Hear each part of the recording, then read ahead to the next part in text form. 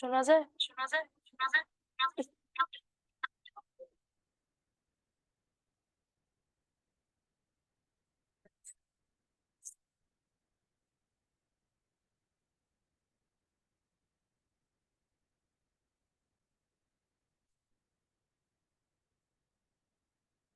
ঠিকঠাক শোনা যাচ্ছে কিনা একটু দেখো তোমরা। আজকে আমার একটু ঠান্ডা লাগছে, তাই শুনতে একটু অসুবিধা হতে পারে, তার জন্য দুঃখিত আগে থেকেই।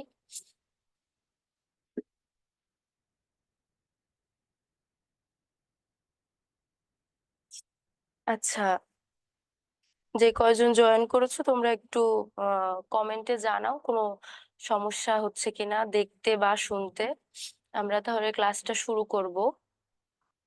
আজকে আমরা 4 নম্বর ক্লাসে যাচ্ছি আমাদের শিল্প ও সংস্কৃতি বইয়ের।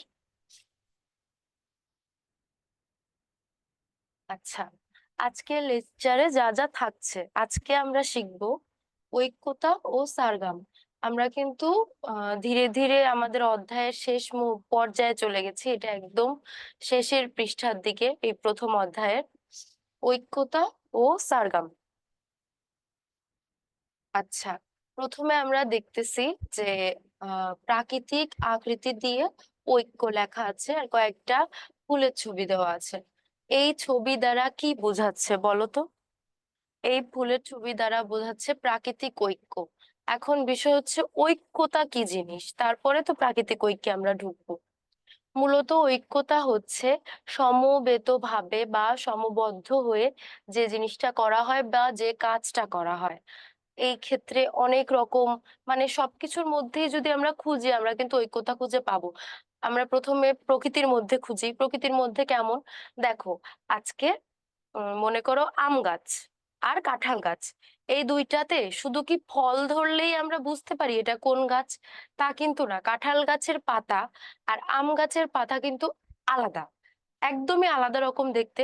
অর্থাৎ এটা প্রাকৃতিক ভাবেই কিন্তু তাদের মধ্যে ঐক্যতা, যে কাঁঠাল গাছের পাতায় যেরকম গোল গোল হবে, কালার ভিন্ন হবে, আবার আম গাছের পাতা লম্বা চিকন চিকন হবে, এরকম হবে। এরকম কি কখনো হয় যে আম গাছে কাঁঠাল পাতার মতো কোনো কিছু দেখা গেছে?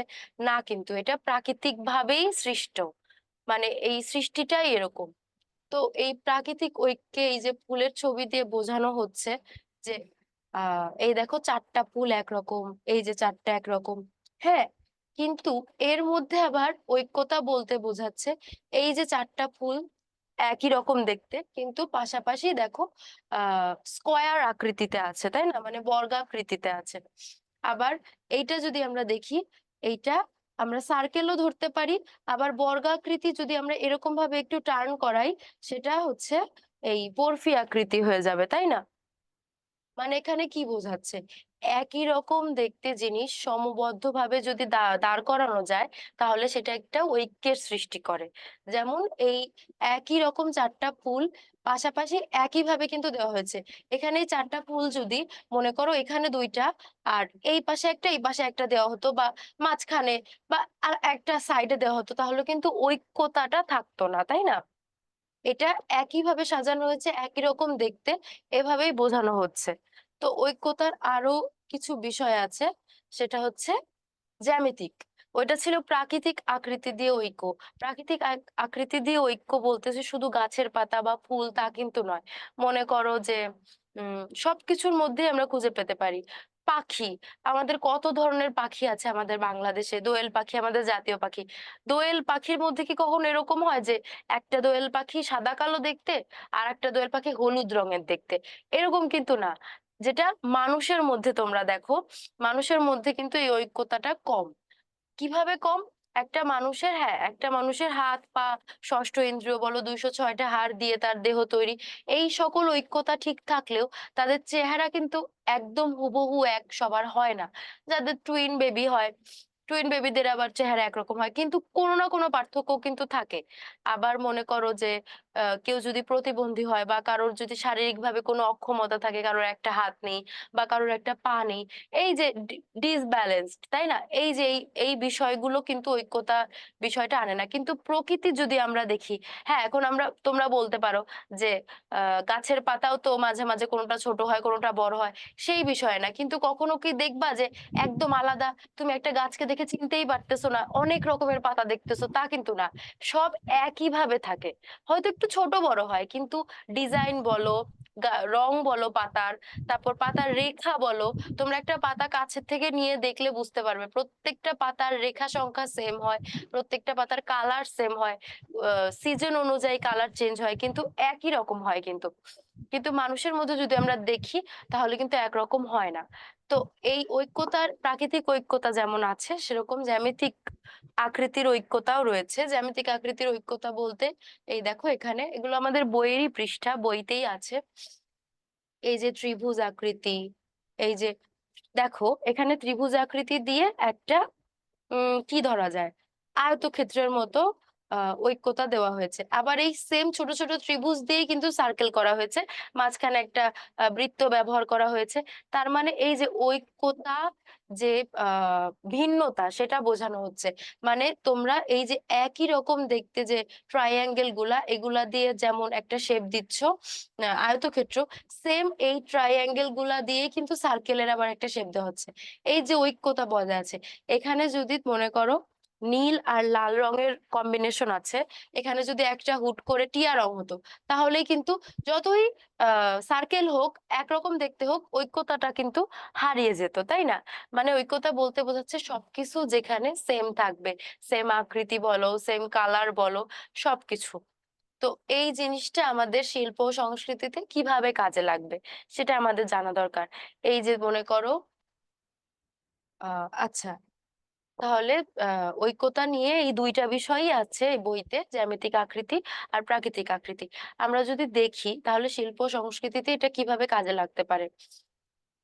দেখো আমরা যে ঐক্যবদ্ধ হয়ে থাকি, ঐক্যবদ্ধ হয়ে যে একটা প্রবাদ বাক্য আছে না, দশে মিলে করি গাছ, হারি জিতি নাহি লাজ, বা হচ্ছে আমরা ইংরেজিতে যে পড়ছি, কমপ্লিটিং স্টোরি পড়ছি, সেখানে একটা করে মোরাল থাকে, একটা মোরালিটি থাকে, যে একসাথে করলে অনেক কিছু হয়।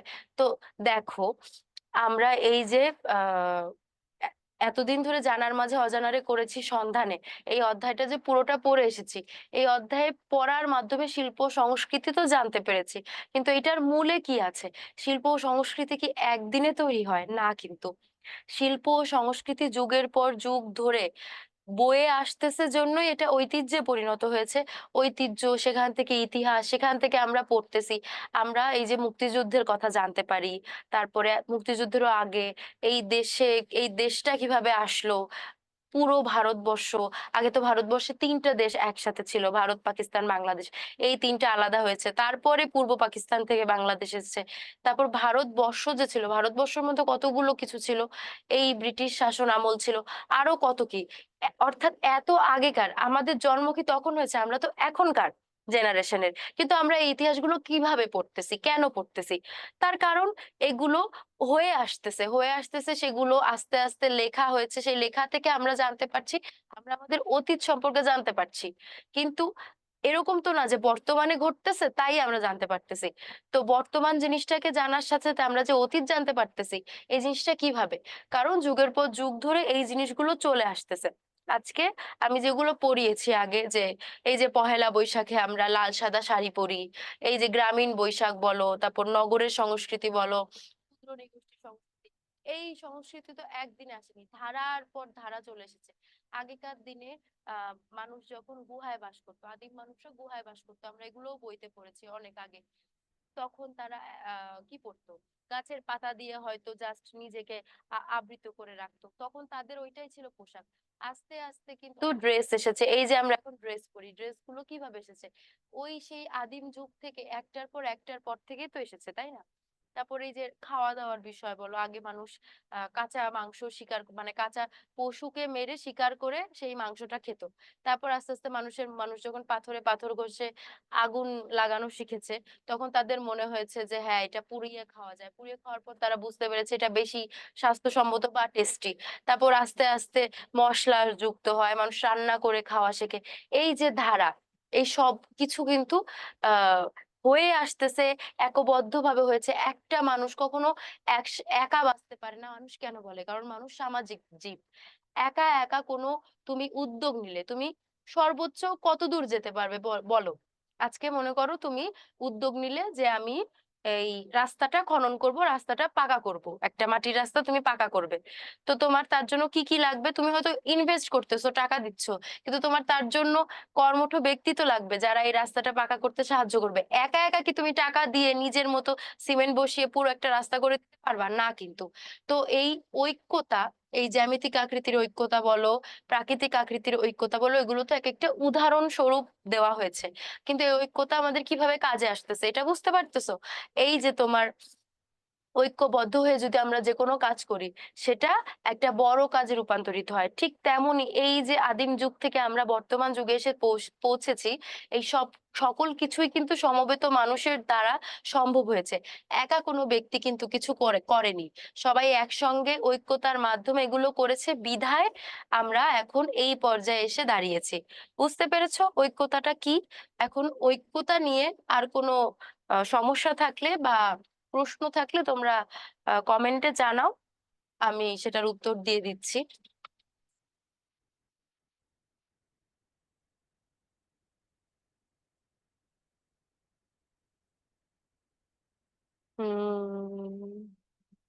আচ্ছা, যেহেতু কোনো কমেন্ট আসেনি, আমি বুঝবো যে তোমরা বুঝতে পারতেছো। এবার গেল হচ্ছে ঐক্যতা। এখন আমরা দেখব সারগাম। আচ্ছা, প্রথমত আমরা কি দেখতে পাচ্ছি? এই যে বাচ্চারা হারমোনিয়ামে গান গাচ্ছে, এই যে কোনো একজন শিক্ষক সেটা গান শেখাচ্ছে, সকলের হাতে হারমোনিয়াম দেখতে পাচ্ছি। আমরা কিন্তু সকলেই জানি যে সারগাম আমরা অন্তত বাংলাদেশের পরিপ্রেক্ষিতে আমরা সারগাম হারমোনিয়ামে প্র্যাকটিস করি। যাদের বাড়িতে হারমোনিয়াম আছে বা যারা গান শেখো, তারা আগে থেকে এই বিষয়ে অবগত থাকবে, তাদের জন্য এই বিষয়গুলো অনেক বেশি ইজি হবে। আর যারা জানো না, তাদের জন্যও বলতেছি, আমি খুবই সুন্দর করে এক এক করে বুঝিয়ে দেব, যেটা তোমাদের সুবিধা হবে। এখানে কি লেখা আছে? সঙ্গীতে স্বরের ঐক্য তৈরির জন্য 7টি শুদ্ধ স্বরের সঙ্গে আরো 4টি কোমল স্বর ও একটি কড়ি স্বর রয়েছে। দুটি পদ্ধতিতে স্বরলিপি লেখা হয়, যেমন উম ভাত খণ্ডে ও আকার মাত্রিক। আচ্ছা, আকার মাত্রিক পদ্ধতিতে 7টি শুদ্ধ স্বর লেখা হয় এভাবে: সা রে গা মা পা ধা নি সা। এই দেখো, আমি যে ওই যে উচ্চারণ করছি সা রে গা মা পা ধা নি, কিন্তু এখানে কিন্তু লেখা আছে দন্ত স, র, গ, ম, প, ধ, ধ, ন, তাই না? কিন্তু আমি এটাকে কিভাবে উচ্চারণ করছি? সা রে গা মা পা ধা নি। আমরা কিন্তু এটা মোটামুটি যারা গান জানি না তারাও জানি যে সারগাম বলতে 7টা স্বরকে বোঝায়, সা রে গা মা পা ধা নি। আবার সা থেকে ব্যাক করা, সা নি ধা পা মা গা রে, মা গা রে সা। অর্থাৎ এই যে এখানে কি বোঝানো হয়েছে, আমরা যদি দেখি সঙ্গীতে স্বরের ঐক্য, এই যে ঐক্য দেখো, এটাও কিন্তু ঐক্যতা। সা এর পরে কিন্তু সা রে গা মা পা ধা নির মাধ্যমেই একটা সুরের সৃষ্টি হয়, এই পুরোটা মিলে কিন্তু সারগাম হয়, তাই না? এই সা এর পর কিন্তু হুট করে মা চলে আসছে না, সা রে গা মা পা ধা নি, সা নি ধা পা মা গা রে, এই পুরোটা মিলেই কিন্তু একটা সারগাম হয় কমপ্লিটলি। অর্থাৎ এই যে এখানে এভাবে লেখা হয়, সারগাম সব সময় দন্ত স, র এরকম আলাদা আলাদা লেখা হয়। সারগাম কখনো এরকম ভাবে লেখা হয় না যে সা উচ্চারণ করছি বলে আমরা দন্তের স আকারে সা, তারপরে বয় শূন্য রে, র আকারে রে, এভাবে কিন্তু আমরা লিখি না। আমরা সারগামটা কিভাবে লিখি সেটা তোমাদের দেখিয়ে দিচ্ছি আমি। প্রথমত, আচ্ছা আমরা যদি লিখি, এই হচ্ছে সা,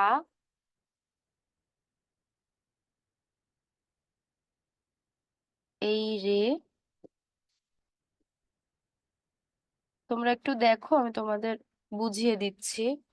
আহ না না, এটা হচ্ছে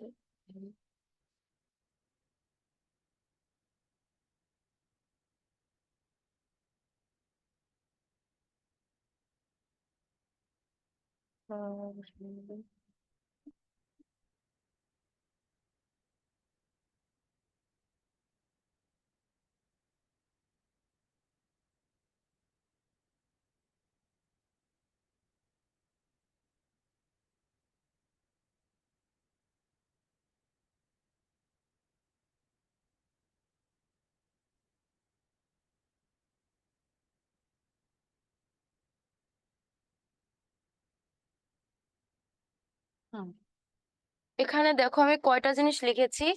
1 2 3 4 5 6 7 8 9 10 11 12, 12টা স্বর লিখেছি। কিন্তু এখানে আমরা পড়ছি যে 7টি শুদ্ধ স্বর লেখা হয়। এখানে আমি 7টি শুদ্ধ স্বর লিখেছি, একটি 4টি কোমল স্বর লিখেছি এবং আরেকটি তীব্র স্বর লিখেছি। আমাদের সঙ্গীতে স্বর মোট হচ্ছে 12টি। 12টির মধ্যে 7টি শুদ্ধ স্বর, 4টি কোমল স্বর, আর একটি হচ্ছে কড়ি বা তীব্র স্বর। ঠিক আছে, এগুলো আমরা মনে রাখবো অবশ্যই। এই যে আমি লিখেছি প্রথমে হচ্ছে সা, সাটা হচ্ছে শুদ্ধ স্বর। এই যে তারপর আমি র এর নিচে একটা টান দিয়েছি, এই যে টান দিয়েছি এটা হচ্ছে কোমল রে। যে আহ উম, অক্ষরের নিচে আমি একটি করে দাগ দিয়েছি, তোমরা বুঝে নিবে সেই অক্ষরগুলো হচ্ছে কোমল স্বর। ঠিক আছে, এই যে দেখো সা রে, এই রে এর নিচে দাগ, এই রে মানে হচ্ছে কোমল রে, তারপরে হচ্ছে শুদ্ধ রে, তারপর গ এর নিচে দাগ মানে হচ্ছে কোমল গা।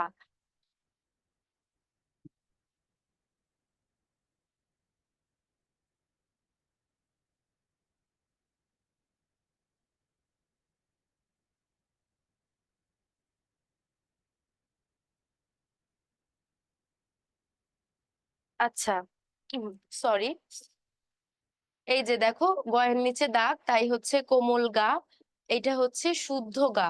তারপরে ম, এই যে ময়ের দেখো ময়ের নিচে কিন্তু দাগ নেই, উপরে একটা দাগ আছে, এর মানে কি বলতো? এর মানে হচ্ছে এটা কোমল মাও না, আবার শুদ্ধ মাও না, তাহলে মাটা কি? মাটা হচ্ছে করি বা তীব্র স্বর। এই পুরো 12টি স্বরের মধ্যে একটাই করি বা তীব্র স্বর আছে, সেটা হচ্ছে মা। আর যেহেতু এটা করি তাই এর উপরে একটা দাগ দেওয়া হয়েছে, অর্থাৎ এটা হচ্ছে করিস্বর। তারপরে শুদ্ধ মা, শুধু যেহেতু কোনো দাগ নেই। তারপরে হচ্ছে পা, তারপরে ধা, ধায়ের নিচে দেখো দাগ আছে মানে হচ্ছে এটা কোমল ধা। এবার হচ্ছে ধা, এর নিচে দাগ নেই বা উপরেও দাগ নেই, তার মানে এটা হচ্ছে শুদ্ধ ধা। তারপরে নি এর নিচে দাগ আছে কোমল নি, আর এটা শুদ্ধ নি। অর্থাৎ কি দাঁড়ালো? রে, গা, ধা, নি, রে গা ধা নি। এই যে 4টা স্বর, এই 4টা স্বর হচ্ছে কোমল। এই 4টা স্বরের ভিন্ন সুর আছে, তাই না? আর যদি আমরা দেখি শুধু মা, মায়ের মধ্যেও ডিফারেন্স আছে, মা হচ্ছে শুধু করি। তাহলে আমাদের মনে রাখা খুবই ইজি হবে। তোমরা এভাবে যদি লেখো তাহলে তোমাদের জন্য বুঝতে সুবিধা হবে যে আহ আমাদের দাগ দেওয়া গুলো কোমল, আর দাগ ছাড়া গুলো হচ্ছে শুদ্ধ, আর যেটার উপরে সেটা হচ্ছে করি বা তীব্র স্বর। এখন আমরা দেখি, এই যে দেখো পদ্ধতিতে, এই যে আকার মাত্রিক পদ্ধতি। আকার মাত্রিক পদ্ধতি বলতে এই যে যে নর্মালি দন্ত স, র, গ, ম, প এভাবে লেখা হয়েছে, এটাকে বলা হয়েছে আকার মাত্রিক। আর ভাতখণ্ড যদি বলি, ভাতখণ্ড বলতে এই যে আমি দাগ দিয়ে দিয়ে দিয়েছি খণ্ড খণ্ড করে, এই জিনিসটাকে বলা হচ্ছে ভাতখণ্ড, ভাতখণ্ডের লেখা।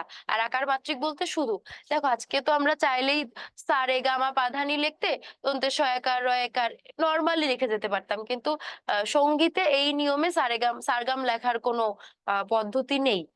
তাই আমরা এভাবে লিখি যে আকার মাত্রিক বা ভাতখণ্ড পদ্ধতিতে। রে, গা, ধা, নি, এই 4টি স্বরের আবার কোমল স্বর রয়েছে। যেটা বললাম এই যে কোমল স্বর, দাগ দেওয়া গুলো, কোমল স্বরগুলো লেখার নিয়ম হচ্ছে র কে লেখা হয় রি, গ কে লেখা হয় এই যে আমরা আহ বর্গীয় জয় ইঙ লিখলে যে জিনিসটা হয় সেটা, ধ কে লেখা হয় দ, আর ন কে লেখা হয় নয়ের মতো করে। হ্যাঁ, এখন আমরা যারা হচ্ছে পান্ডুলিপি লেখে বা গানের বই লেখে, তারা সবসময়, তোমরা যাদের গানের বই আছে বা গান শিখেছো, তারা দেখবা গানের বইতে এরকম সারগাম লেখা থাকলে কোমল যে চারটা স্বর, সে চারটা স্বর ঠিক এইভাবে লেখা হয়। মানে হচ্ছে এই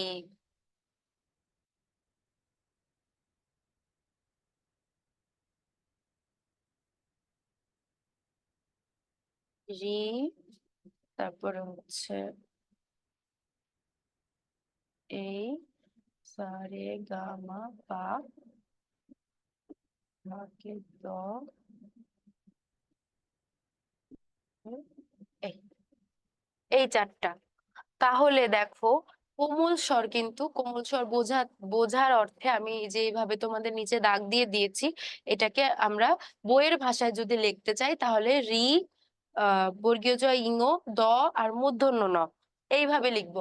অর্থাৎ বুঝতে পারতেছো, শুদ্ধ স্বরের থেকে কিন্তু কোমল স্বর লেখার পদ্ধতি আলাদা, মানে বিভিন্ন। আমরা অনেকভাবে এটা লিখতে পারি, তাই না? আর করি যে মা, সেটা ময়ের উপর শুধুমাত্র রেপ দিলেই বোঝানো হয়। আহ বা এই যে আমরা লিখি যে এই দিয়ে এই, এইটা আর যুক্তক্ষর মধ্যে পার্থক্য কি বলতো? এই যে মনে করো আমি যুক্তক্ষ লিখলাম, না, এটা লিখি।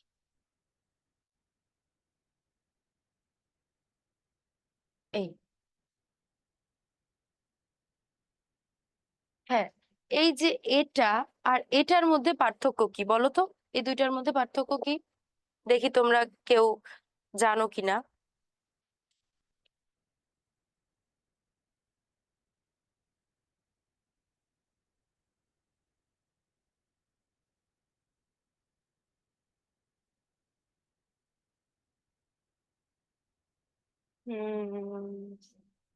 না, কোনো উত্তর আসছে না।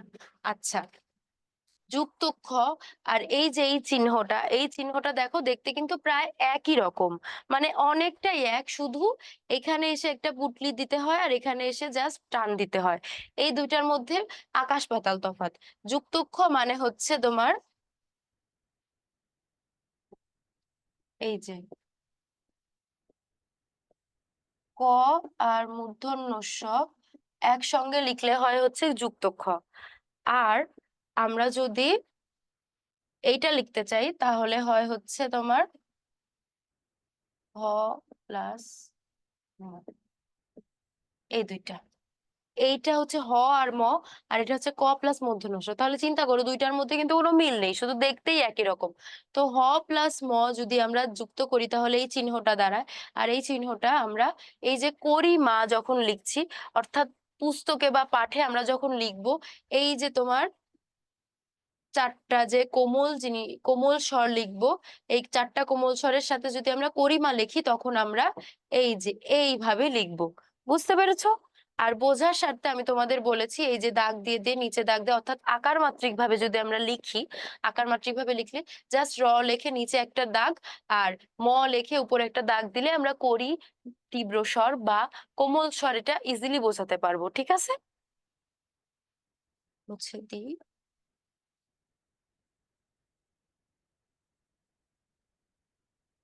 হুম,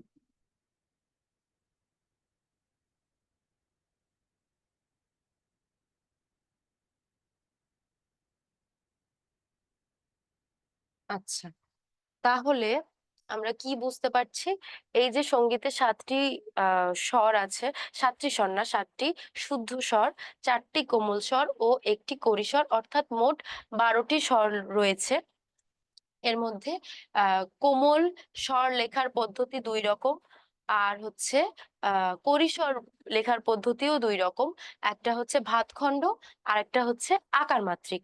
এটা খুব ইজি আমাদের জন্য।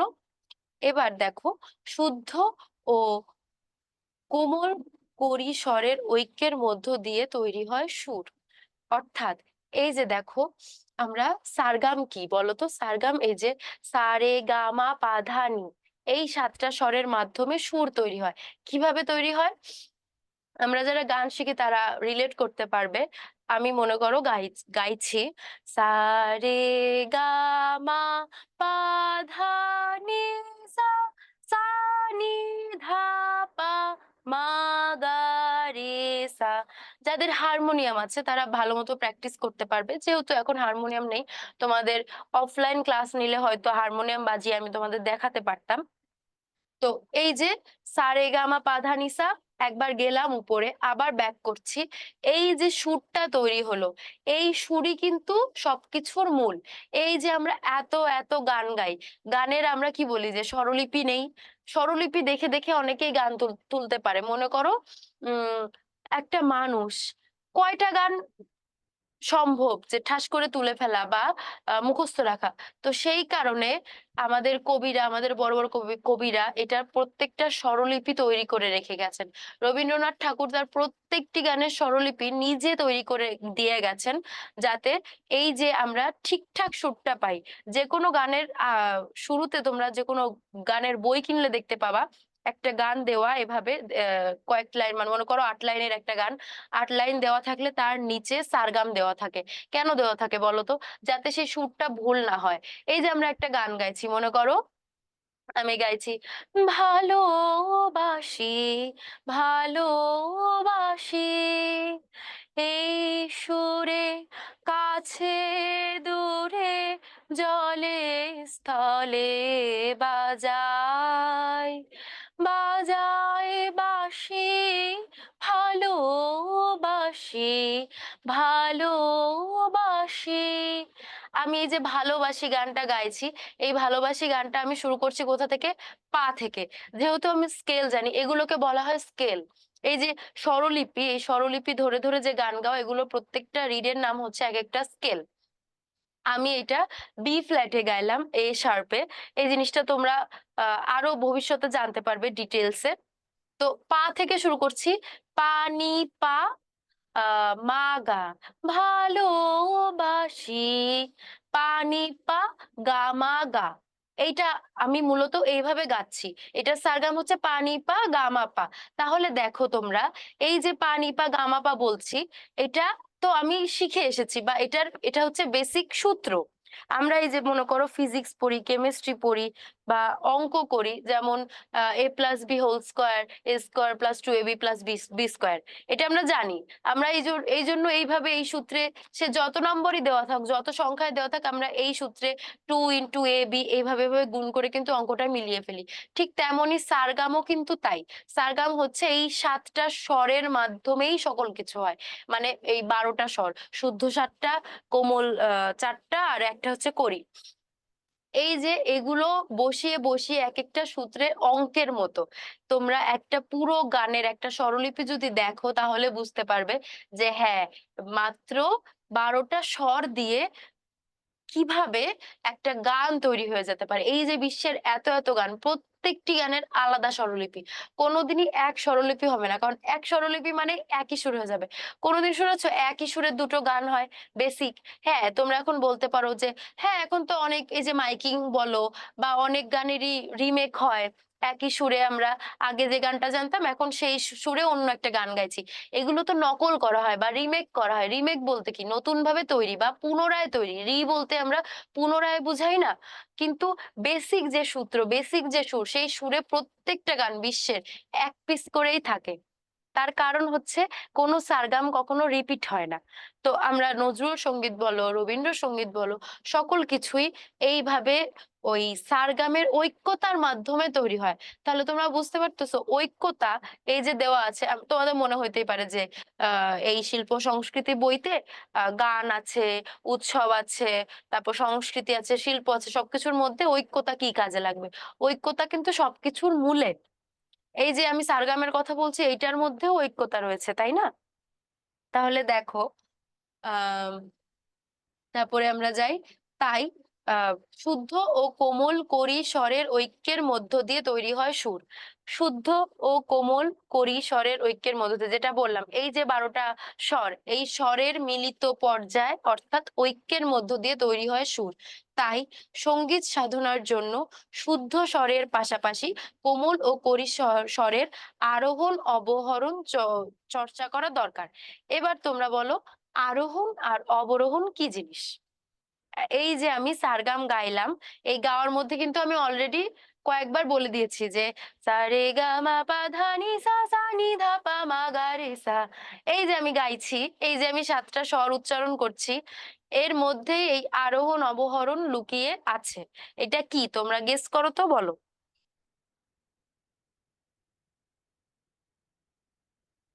কিছু একটা বলো, কারোর যা ধারণা, কেউ জেনে থাকলে বলো, কেউ যদি না জেনে থাকো গেস করো, কোনো সমস্যা তো নেই। আমি তো বকাও দিব না বা বলবো না কেন এটা জানো না। তোমরা চেষ্টা করো, কেউ বলো যে এই বিষয়ে কোনো সমস্যা আছে কিনা, বা এই যে আরোহণ বা অবরোহণ এটা সম্পর্কে কে কি জানো।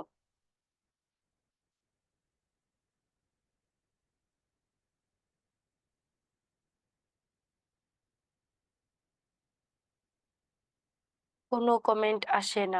আচ্ছা, তোমরা ক্লাসগুলো সত্যি অ্যাটেন্টিভলি করো তো, নাকি জাস্ট ছেড়ে দিয়ে শোনো? তাহলে কিন্তু লাভ হবে না বাবারা। এই জিনিসগুলো শিখতে হবে। এইগুলো যে শুধু তোমাদের এই যে উম এখন 9-এ উঠছো, পার করে দিলাম, আর এইগুলো তেমন কিছু না, 10-এ উঠলাম, এসএসসিও পার করে গেলাম, এরকম কিন্তু না। এই বিষয়গুলো সব জায়গায় কাজে লাগবে। এই যে আমি এখন তোমার সেকেন্ড ইয়ার ফাইনাল দিচ্ছি, মানে থার্ড ইয়ারে উঠতেছি, অর্থাৎ দেখো তোমাদের থেকে কিন্তু কতগুলো লেভেল পরে আমি এখন দাঁড়িয়ে আছি। আমার ছোটবেলা থেকে এগুলো দরকার হয়েছে এবং এখন আরো বেশি দরকার হয়। এই যে আমি তোমাদের বলছি, এই যে স্বর, এই যে এইগুলো আমাদের শেখানো হয় এখনো। তোমরা বড় হলে যদি কেউ সঙ্গীতের লাইনে যেতে চাও, যারা আগ্রহী, যারা নৃত্যের লাইনে যাইতে চাও আগ্রহী, যে কোনো জায়গায় যে কোনো প্ল্যাটফর্মে তোমাদের এগুলো লাগবে, তাই এগুলো মন দিয়ে শেখার চেষ্টা করো। এগুলো হচ্ছে বেসিক সূত্রের মতো। বললাম না যে এই যে a+b² সূত্র যেমন আমরা সবাই জানি, তো সেরকমই এই সারগামটা হচ্ছে বেসিক সূত্র। এই সারগাম জানা থাকলে তুমি যে কোনো গান যে কোনো মুহূর্তে হারমোনিয়ামে তুলে ফেলতে পারবে। কেউ যদি গিটার বাজাতে পারো, গিটারে তুলতে পারবে, পিয়ানো, ইচ অ্যান্ড এভরিথিং, যত ইনস্ট্রুমেন্ট আছে পৃথিবীতে, প্রত্যেকটা ইনস্ট্রুমেন্টে এই সারগাম বাজানো যায়। এই সারেগামার সুর, এই যে সারগামের প্রত্যেকটা রিড, সব কিন্তু একই। কিসের পর কি আসে, কিসের পর কি আসে, কি আসে, সব কিন্তু একই, কোনো পার্থক্য নেই। না, কোনো কমেন্ট আসেনি। আচ্ছা, আরোহণ আর অবরোহণ চর্চা করা দরকার। কেন বলেছে বলো তো? আরোহণ মানে হচ্ছে এই যে আমরা সা থেকে উপরের সাতে যাচ্ছি, নিচু থেকে উঁচুতে যাচ্ছি, অর্থাৎ উঠছি আমরা। আরোহণ কথাটার মানে কি বলতো? আরোহণ কথাটার মানে হচ্ছে ওঠা বা সংগ্রহ করা। এ, মৌমাছি মধু আহরণ করে, আমরা ছোটবেলায় পড়েছি না, মানে কি? মধু সংগ্রহ করে। এই যে সা রে গা মা পা ধা নি সা, এই যে সা সা সা, এই যে সা থেকে সা, ওই একই কিন্তু সা, এই সাটা কিন্তু ধর্তব্য না। এই যে সা রে গা মা পা ধা নি, এইটাই, এই সাতটাই কিন্তু শুদ্ধ স্বর। আমরা কিন্তু সা রে গা মা পা ধা নি সা আটটা কখনো বলি না, সাতটাই বলি। অর্থাৎ এই সা ওই সা একই, কিন্তু সুর ভিন্ন। এই সুর ভিন্নতার কারণ কি? একটা একটা করে উপরে উঠছে। আবার আমরা যখন ব্যাক করছি, সা নি ধা পা মা গা রে সা, সা সা, এই যে তখন আমরা আগে উচ্চারিত করছি উপরের সা, তারপর আস্তে আস্তে ধাবমান হয়ে ধাবিত হয়ে আমরা এই সাতে আসছি, মানে অবরোহণ করছি। নিচের দিকে নামা মানে হচ্ছে অবরোহণ, আর উপরের দিকে ওঠা মানে হচ্ছে আহরণ। বুঝতে পেরেছো? এই যে আমরা সা থেকে সাতে উঠছি, সা থেকে সাতে নামছি, এইটার এই যে সার্কেলটা, এই বিষয়টাই হচ্ছে আরোহণ আর অবরোহণ। ঠিক আছে? এই জিনিসটা যদি তোমরা প্রতিদিন জাস্ট একবার করেও প্র্যাকটিস করো, তোমাদের গলার স্কেল ভালো হবে, তোমাদের গলার কণ্ঠ সুন্দর হবে, তোমরা স্পষ্টভাষীও হতে পারবে এর মাধ্যমে। এর একটা সূত্র আছে, আমি বলি। তোমরা যখন সা উচ্চারণ করবে, তখন অনেকেই আছে, বিশেষ করে মেয়েরা, যারা হা করে কথা বলতে খুব লজ্জা পাও, যারা খুব ছোট ছোট ভাবে কথা বলো, হ্যাঁ আমি করেছি, হ্যাঁ এটা সেটা, জাস্ট মুখটা এতটুকুর মধ্যেই সীমাবদ্ধ থাকে না। এটা করা যাবে না। হা করে, ব্রড করে, বড় করে কথা বলতে হবে। তাহলে তোমাদের স্পষ্ট ভাষা বের হবে মুখ দিয়ে, উচ্চারণ সুন্দর হবে, সুন্দর করে কথা বলতে পারবে। সুন্দর করে গান ধরতে পারবে, সবকিছু। কিন্তু এই যে আমরা দেখো, আমরা কিন্তু নিজেদের মধ্যেই বলি যে খুব একটু ছোট ছোট করে কথা বলে, এটা কিন্তু তার অভ্যাস ছোটবেলা থেকে, তাকে ন্যাকা বলার কোনো নেই, কারণ নেই, কিন্তু আমরা বলি এই ন্যাকামি করিস না তো, এই একটু ঢং করে কথা বলিস না তো। কিন্তু আসলে সে ঢং করে কথা বলতেছে, সে কিন্তু বোঝে না। সে মনে করে হ্যাঁ আমি তো নর্মালি কথা বলতেছি। কিন্তু এই যে মুখ হা করে না কথা বলে, হ্যাঁ করেছি যাই বল, এই যে ছোট ছোট করে কথা বলা, শুনতে মনে হয় নাকে নাকে বলতেছে বা কানে লাগে, শুনতে কিন্তু শ্রুতি মধুর লাগে না। এর কারণ হচ্ছে তারা ছোটবেলা থেকে হা করে বা মুখটা বড় করে কথা বলার প্র্যাকটিস করে নাই। তো যেহেতু তোমরা এই অধ্যায়ে, তোমাদের এই ক্লাসে এই বিষয়গুলো এসেছে, যেহেতু একাডেমিক্যালি তোমরা শিখছো, তাই তোমাদের পুরোপুরিটাই জানা উচিত। আমরা যখন সা রে গা মা পা ধা নি সা বলবো, তখন আমরা সাটা সা, হা করে, এই যে একটা মুখের সার্কেল আকৃতি, এইটাই হবে।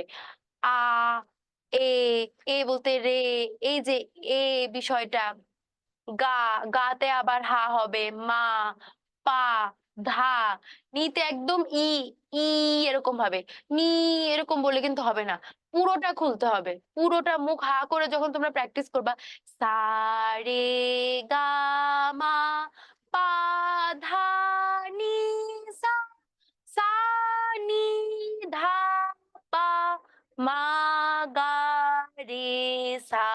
দেখছো, শুনতেও কিন্তু একদম সারেগামা পাধা নিসা এরকমই লাগে শুনতে। এটা যদি তোমরা তাড়াতাড়ি প্র্যাকটিস করো, এটার লয় আছে তিনটা, তোমরা মনে রাখবে। প্রথমটা হচ্ছে বিলম্বিত লয়, তারপরে মধ্যম লয়, তারপরে হচ্ছে দ্রুত লয়। এই তিনটা লয়ে তোমরা প্র্যাকটিস করবে। যেমন আমি এখন বলছি, সা রে গা মা পা ধা নি সা, সা নি ধা পা মা গা রে সা। এটা হচ্ছে বিলম্বিত লয়, মানে হচ্ছে ধীরে যে লয় হয়।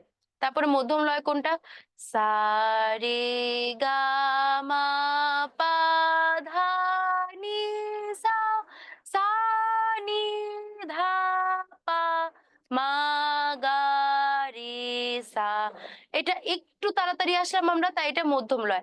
আমরা যদি দ্রুত লয়ে যাই, সা রে গা মা পা ধা নি সা, সা নি ধা পা মা গা রে সা। ঠিক আছে, এই যে আমরা করছি, এই যে তাড়াতাড়ি করলাম, এই তিনটা লয়ে তোমরা রোজ যদি একবার করে প্র্যাকটিস করো, আমি বলতেছি তোমাদের গানের বেসিক অনেক বেশি দৃঢ় হবে, অনেক বেশি ভালো মতো তোমরা গান গাইতে পারবে। যে কোনো গান তোমরা বলতে পারো যে না আমাদের ইদানিংকার গান পছন্দ, হিপ হপ পছন্দ। তোমাদের কি মনে হয় এই যে হিপ হপ হয়, এই যে রকস, এই যে ডিজে টাইপের যত রকম এখন ফাস্ট বিটের গান বেরিয়েছে, এগুলোর কি সূত্র নেই? এগুলোর সূত্রও যদি বলো সেই একই সারগাম। সারগাম ছাড়া পৃথিবীর কোনো সুর করা সম্ভব না। সবকিছুর মূলেই আছে এই সারগাম, এই সারেগামা পাধানিসা, এইটাই। তাই এটা আমাদের শেখাটা দায়িত্ব অবশ্যই। ঠিক আছে, তো বুঝতে পেরেছো আরোহণ আর অবরোহণটা কি? এটা নিয়ে কোনো ঝামেলা আছে? মিস আমি ছিলাম না, আমাকে বুঝিয়ে দিবেন। কোনটা বোঝোনি বলো? আমি যেহেতু এখনো ক্লাসে উপস্থিত আছি। আহ মেহেরুনা, আচ্ছা, হ্যাঁ, কোনটা সমস্যা আছে একটু বলো, আমি তোমাদের ক্লিয়ার করে দিচ্ছি কোন জিনিসটা বুঝতে পারোনি।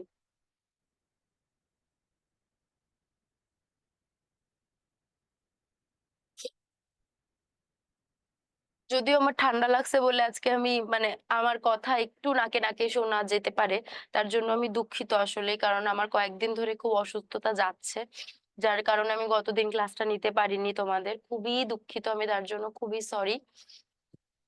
তো দেখো, এই যে আমরা গাইছি, এই যে সারগাম প্র্যাকটিস করছি, এই যে সায়ের সায়ের পর রে গা, এইটা এখন যদি আমরা দেখি, মনে করো আমি তোমাদের প্র্যাকটিসের আরেকটা জিনিস শিখিয়ে দিই, সেটা হচ্ছে আ।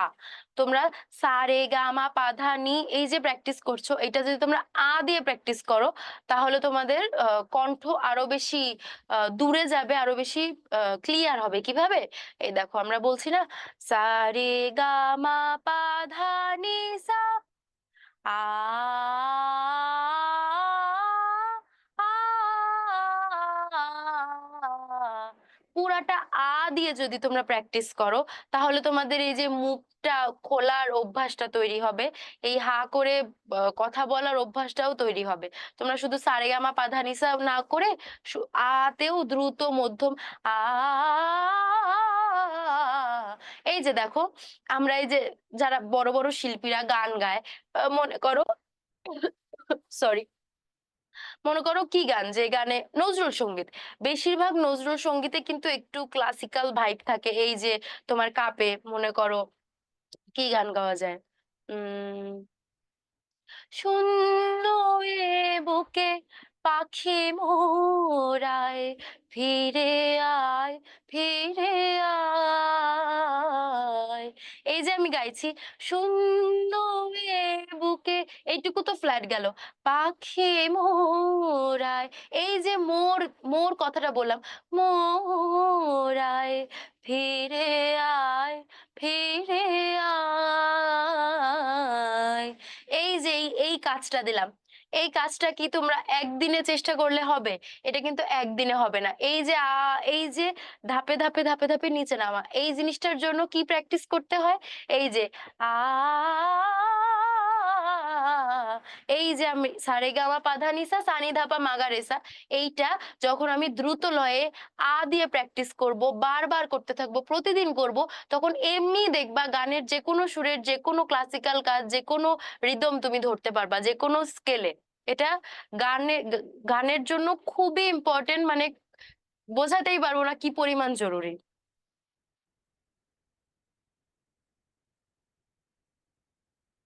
ক্লিয়ার, ক্লিয়ার, ওকে, ঠিক আছে, তোমাদের তাহলে ক্লিয়ার। তাহলে বুঝতে পারছো, আরোহণ হচ্ছে উপরে ওঠা, অবরোহণ হচ্ছে নিচের দিকে নামা। এই যে আমরা গাইছি, এই জিনিসটা যদি আমরা প্র্যাকটিস করতে থাকি তাহলে আমাদের সারগাম ক্লিয়ার হবে, সারগামের সাথে সাথে আমাদের ভয়েস ক্লিয়ার হবে। আর এই যে আমরা গাইবো, এই সারগামের মধ্যে, সুরের মধ্যে আমরা যে ঐক্যতা পাবো, সেই ঐক্যতাটাকে আমরা কাজে লাগাতে পারবো, সেটা আস্তে আস্তে সংস্কৃতিতে রূপ নেবে। এই যে দেখো, উম আমি একটা মনে করো গান গাইলাম, কি গান গাওয়া যায়, ক্লাসিক্যাল গান দিলে তোমাদের জন্য সুবিধা হবে, নাহলে ফ্ল্যাট আর ক্লাসিক্যালের মধ্যে তোমরা বুঝতে পারবে না। কি গান গাওয়া যায়, উম আচ্ছা, পরদেশি মেঘ।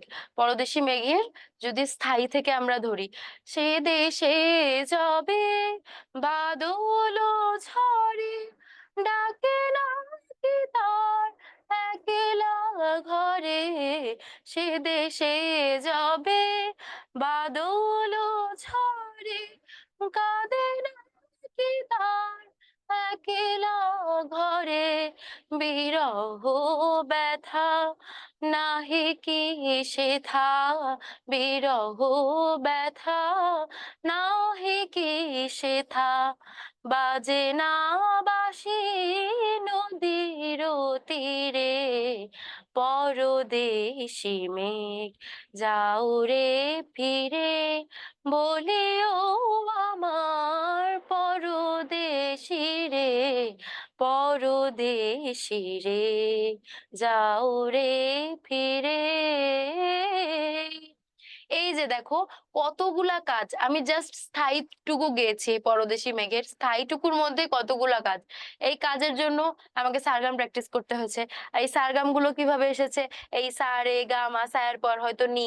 এই যে এখন তোমরা বলতে পারো যে ম্যাম, সারগাম তো আপনি বলেছিলেন পর পর হয়, সা রে গা মা এভাবেই হয়, কিন্তু আমরা স্বরলিপি দেখেছি ওখানে সা এর পর মা আছে, নি এর পর রে আছে, এটা এটা তাহলে কিভাবে ঐক্যতা থাকলো?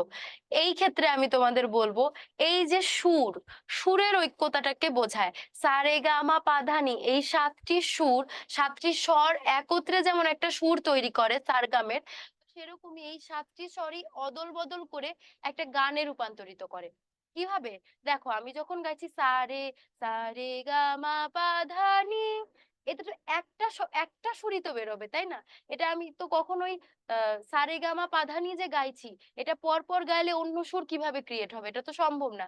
তো আমি যদি গাই সা, সা রে গা মা, সা, মা, সা, সা, সা নি ধা পা, সা, পা, সা, ধা, এই যে দেখো এই যে তারতম্য, এই যে একটার পর একটা আমরা পরপর না এসে যে একটা বাদ রেখে আরেকটাতে যাচ্ছি, এতে কিন্তু ভিন্ন সুরের সৃষ্টি হচ্ছে। এই ভিন্ন সুর সৃষ্টি না হলে তো গানগুলো ভিন্ন হবে না, গান তো একই রকম হয়ে যাবে। তো এই যে ভিন্ন ভিন্ন সুর সৃষ্টি হচ্ছে, এটাও তো একটা ঐক্য। আমরা তো কখনোই সা রে গা মা পা ধা নি বাদে আমরা কি অন্য কিছু উচ্চারিত করছি বা অন্য কোনো স্বর বলছি না। এই সাতটা স্বরের মধ্যেই আমরা আছি, শুধু একটার পর একটা না দিয়ে একটার পরে অন্য একটা, তারপরে আরো একটা, এইভাবে এভাবে করে করে কিন্তু এক একটা সুর তৈরি হয়েছে। সুর দেওয়া সুরকারদের কত যে জ্ঞান, কত যে গুণ!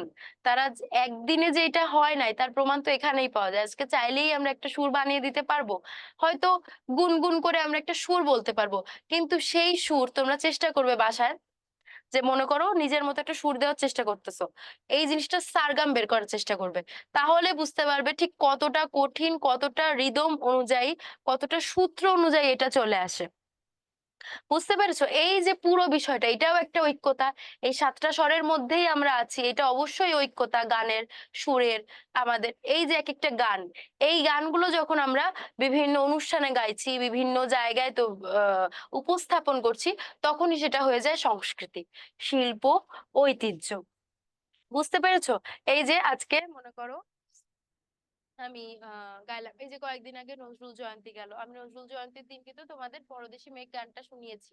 আবার মনে করো এখনকার নজরুলের আরো যেগুলো গান আছে, ফেমাস গান কি আছে, আলগা করো গো পার বাঁধন, দিল হই মেরা ফস গই, দিল ওহি মেরা ফস গই। এই যে এই গানটা আমি গাইছি, কি উপলক্ষে বললাম? নজরুল জয়ন্তী উপলক্ষে, তাই না? আবার রবীন্দ্র জয়ন্তী উপলক্ষে আমরা একটা রবীন্দ্রসঙ্গীত গাইতে পারি। সরি, যে কোনো রবীন্দ্রসঙ্গীত গাইতে পারি। মনে করো যে কি গাওয়া যায়, উম আমারও পরানো যাহা চায়, তুমি তাই, তুমি তাই গো, আমারও পরানো যাহা চায়, তোমা ছাড়া এ জগতে মোর কেহ নাই, কিছু নাই গো, আমারও পরানো যাহা চায়। এই যে গাইছি, এটা আমি মনে করো রবীন্দ্র জয়ন্তী উপলক্ষে গাইছি। এই যে এক একটা অনুষ্ঠান, বা তোমার এই যে আমি পড়িয়েছি জাতীয় দিবস বলো, জাতীয় দিবসে আমরা দেশের গান গাই। আমরা 21শে ফেব্রুয়ারি দিন আমাদের 21শে ফেব্রুয়ারি রিলেটেড কত গান আছে, কবিদের লিখে যাওয়া। এই যে প্রত্যেকটা অকেশন ভিত্তিক ভিত্তিক গান, পয়লা বৈশাখের দিন এসো হে বৈশাখ দিয়ে আমরা প্রভাত ফেরি শুরু করি। এই যে ঐতিহ্য, অর্থাৎ এই যে সুরের ঐক্য বলো, সারগাম বলো, সবকিছুই কিভাবে আমাদের শিল্প ও সংস্কৃতির সাথে রিলেট করতেছে, এটা বুঝতে পারতেছো? সবকিছু বলো, তোমরা ছবি আঁকা, নাচ করা, গান করা, ইচ অ্যান্ড এভরিথিং শিল্প ও সংস্কৃতির একটা আকার আমরা বলতে পারি। তাহলে এই সারগাম নিয়ে বা ঐক্যতা নিয়ে কারো কোনো কোয়েশ্চেন আছে নাকি, বলো? আমরা ক্লাসের একদম শেষ মুহূর্তে চলে এসেছি, বা সবাই ক্লিয়ার কিনা, বুঝতে পেরেছো কিনা, কোনো প্রশ্ন থাকলে এখনই করো।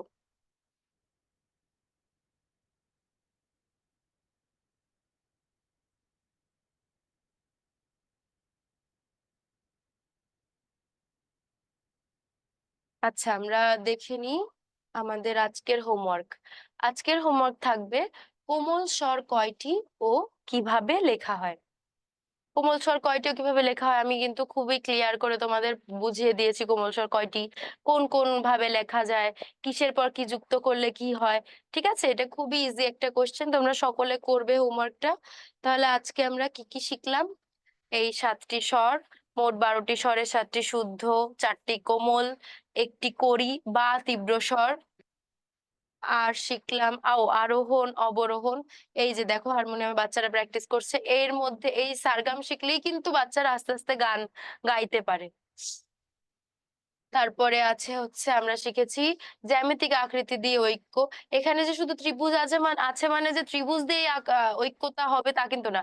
আমরা স্কয়ার করতে পারি, রম যে কোনো রম্বসের মতো, তারপরে হচ্ছে আয়তক্ষেত্র বলো, বর্গ বলো, বৃত্ত, ত্রিভুজ সব রকম আকৃতি, সামান্তরিক, আমরা যেগুলো ছোটবেলায় জ্যামিতি করে আসছি সবকিছু দিয়েই কিন্তু ডিজাইন করা সম্ভব।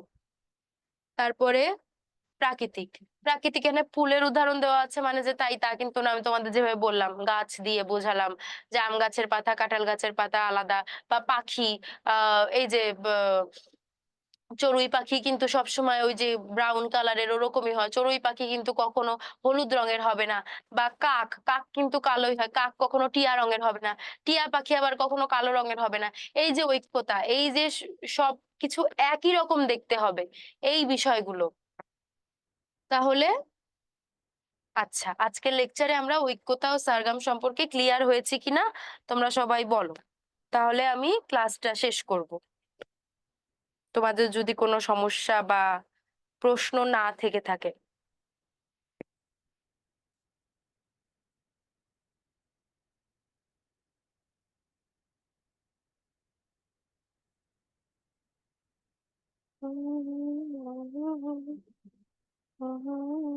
আচ্ছা, ঠিক আছে তাহলে আজকের ক্লাস এই পর্যন্তই। তোমরা হোমওয়ার্কটা অবশ্যই করে রাখবে। আর এরকম কিন্তু কোনো বিধিনিষেধ নেই যে আজকের ক্লাসে তুমি আগের দিনের ক্লাসে প্রশ্ন করতে পারবে না। যেহেতু আমি তোমাদের সামনাসামনি পাচ্ছি না, তার মানে এই না যে আজকের ক্লাসে আজকে রিলেটেড প্রশ্নই করতে হবে, এরকম না। যদি মনে করো হইতেই পারে আজকে তোমাদের কেবল পড়াচ্ছি, প্রশ্ন তৈরি হয়নি মনে, আমি নেক্সট যে ক্লাস নিচ্ছি তখন তোমাদের মাথায় আসছে যে ম্যাম গত ক্লাসে যেটা পড়িয়েছিলেন ওইটার এই বিষয়টা ক্লিয়ার হয়নি। তোমরা জাস্ট খাতায় নোট ডাউন করবে, সেটা যদি আমাকে কমেন্টে জানাও আমি ওই মুহূর্তেই তোমাদের বুঝিয়ে দিতে পারবো। নেক্সট ক্লাসেও কিন্তু আমি সারগাম সম্পর্কে বুঝিয়ে দিতে পারবো যদি তোমাদের কোনো সমস্যা থেকে থাকে। ঠিক আছে? তাহলে অর্থাৎ তার জন্য পড়তে হবে, প্র্যাকটিস করতে হবে, লিখতে হবে। ঠিক আছে? তাহলে আজকে এই পর্যন্তই। টাটা।